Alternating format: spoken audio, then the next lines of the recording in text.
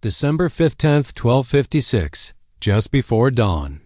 High in the frozen Alborz mountains of Persia, the wind howls through black stone towers, torches flicker along narrow cliff paths. Inside the fortress of Alamut, shadows move in silence. Men in white robes, curved daggers hidden beneath their sleeves. For 2 centuries, this place has been untouchable, the heart of the Order of Assassins. The fortress no army could reach. Then the ground begins to shake.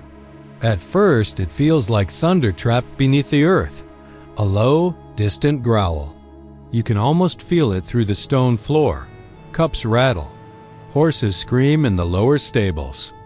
An assassin sentry leans over the wall, and his breath catches in his throat. The valley below is alive.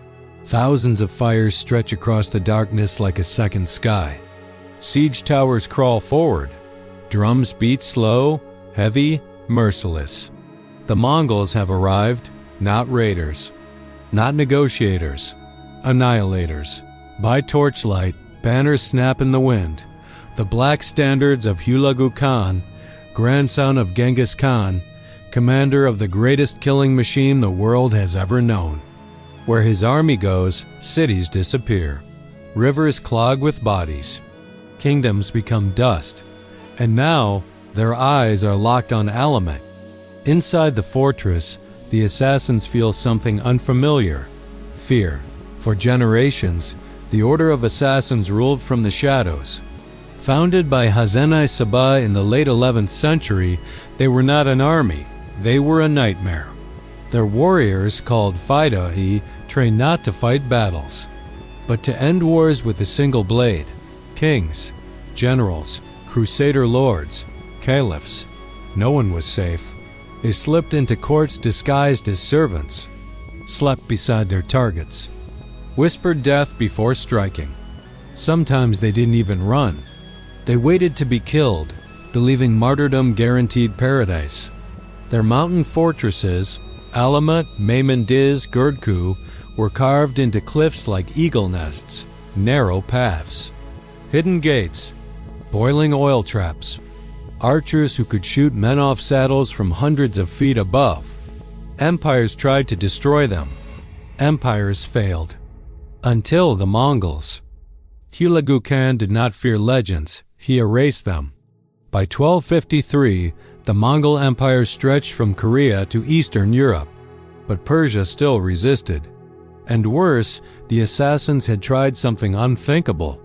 They attempted to kill a Mongol prince. In Mongol culture, assassination was not warfare. It was a blood insult. When Hulagu received the report, witnesses say he crushed the message in his fist and spoke only one sentence: "Leave none of them alive." This was no campaign. It was an execution. The Mongol army moved west like a steel tide. Not just cavalry, but engineers from China, catapult crews, fire weapon specialists, bridge builders, and siege masters who had shattered the walls of half the world. They didn't charge Alamut. They strangled it. First came the smaller fortresses. One by one, Mongol columns climbed the mountains, dragging massive counterweight trebuchets through snow and rock. Trees were cut, roads carved. Paths widened for machines of war never meant to reach such heights. At Mehmendiz, the assassins watched the impossible happen. Mongol siege engines rose from the mist. Rocks the size of oxen slammed into towers. Walls cracked. Dust exploded. Men screamed as stone shards sliced through armor and bone. The assassins fought back with arrows, fire pots, boiling pitch, but Mongols did not retreat. They adjusted. They learned. They advanced. After days of bombardment, Mehmendiz fell. Its commander, Rukan al-Din Kersha, the leader of the assassin order himself, realized something horrifying. The Mongols weren't here to negotiate tribute. They were here to erase the assassins from history. By the time Hulagu reached Alamut, winter wrapped the mountains in ice. Snow swallowed bloodstains. The fortress that once ruled fear now watched the horizon burn every night. Inside, supplies ran low. Morale cracked. Rukn al-Din walked the walls, hearing whispers behind him. "We cannot defeat them.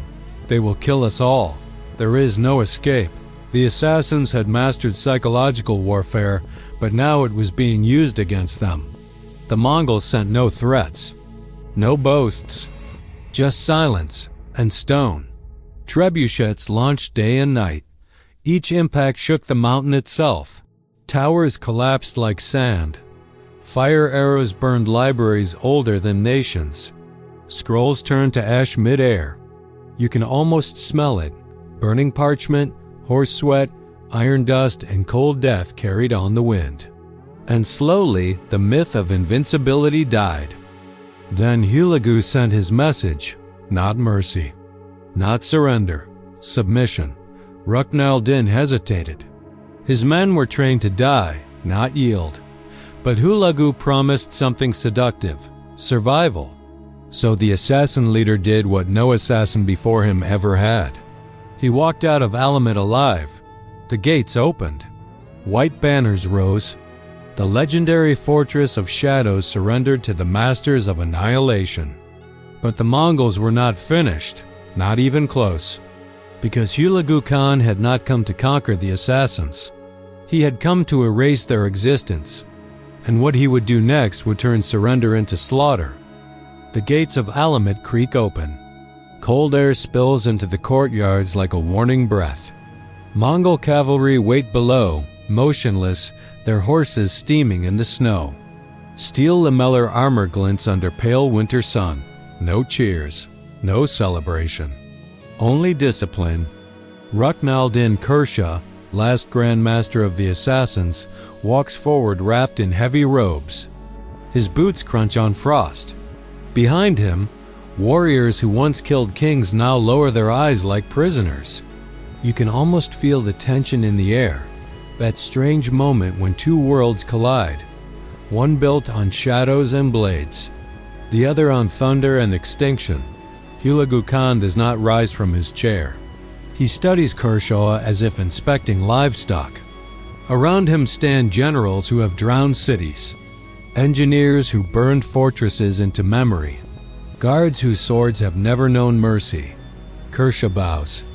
"My lord Hulagu," he says carefully. Alamut submits. The assassins will obey. For a moment, only wind moves. Then Hulagu answers quietly. Obedience is irrelevant. The interpreter hesitates before repeating the words. Kershaw stiffens. Hulagu stands. "You tried to murder Mongol blood," he continues.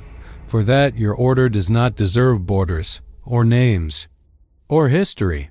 The surrender has already failed." Hulagu orders Kershaw to command every assassin fortress to open its gates. Messages are sent across Persia, to Gurdku, Lamzur, and dozens of hidden citadels carved into cliffs. Obey or watch Alamut burn. Reluctantly, Kershaw signs each letter. One by one, the mountain eagles descend. But what the assassins don't understand yet is that Hulagu never planned to spare them. Inside Alamut, Mongol troops flood the corridors. They move with professional silence. No looting yet. No killing yet. First, they catalog. Libraries once guarded by daggers are ripped open. Shelves collapse. Maps scatter. Training manuals of assassination techniques, poison mixtures, disguise methods, infiltration routes are piled like firewood. Scholars beg. Soldiers ignore them. Torches drop. Flames devour centuries of knowledge.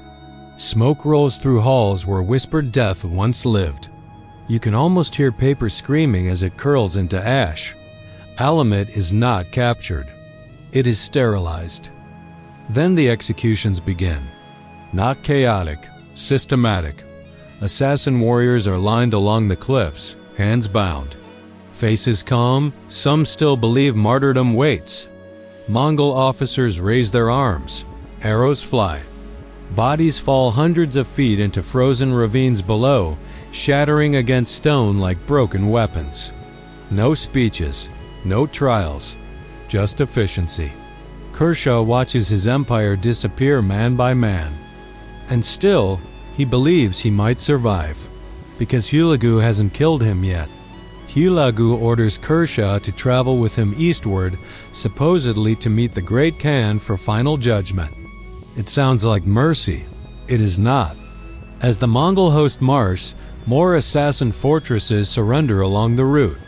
Each one repeats the same pattern: open gates, lay down arms. Then, extinction. At Lamsar, resistance flares briefly. Assassin archers fire from towers, dropping Mongol scouts. For a moment, old courage breathes again. The Mongols respond with fire. Trebuchets launch burning pitch. Walls glow red. Wood snaps. Stone fractures. Smoke swallows screams. By morning, Lamsar is a skeleton. The assassins are becoming ghosts. Kershaw rides under guard, watching villages where assassin influence once ruled. Now Mongol banners rise over blackened ruins. He begins to realize the truth too late. The Mongols are not conquering territory. They are deleting a network. Assassins depended on secrecy, fear, and reputation. Hulagu is destroying all three. No fortresses, no followers. No myths left alive to whisper. Near the Oxus River, the column stops. Kershaw is summoned. He enters Hulag's tent expecting orders. Instead, he finds silence. Hulagu sits beside a low table, sharpening a blade. Without looking up, he speaks. "You told your men paradise waits after death," Kershaw swallows. They believe it. Hulagu finally meets his eyes. "Good," he gestures to the guards. They seize Kershaw. Dragged outside, the last Grand Master of the Assassins stumbles into snow soaked with old blood. There is no ceremony, no announcement, just finality. Accounts say Kershaw begged. Others say he stood silent. Either way, a Mongol sword flashes. The Order of Assassins loses its head in the literal sense, and with him dies the last chance of survival.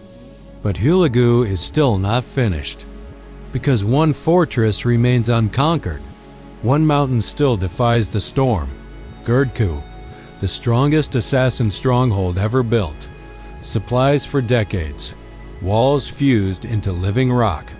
If Girdku holds, the assassins might still live in legend.